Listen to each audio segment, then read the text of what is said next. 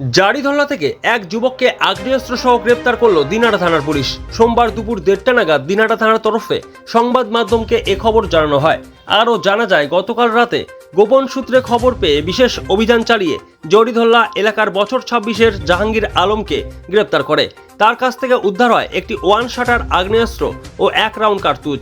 আজ গ্রেপ্তার যুবককে দিনাটা মহকুমা আদালতে হাজির করা হবে বলেও জানানো হয়েছে পুলিশের তরফে।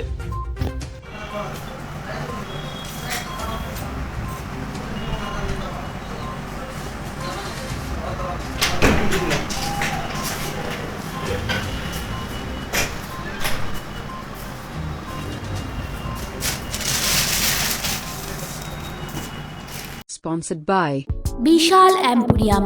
যুগ বদলেছে জীবনের ধারা। তাই নিজের ঘরকে শৌখিনতায় মুড়ে ফেলতে চলে আসুন। Co-sponsored by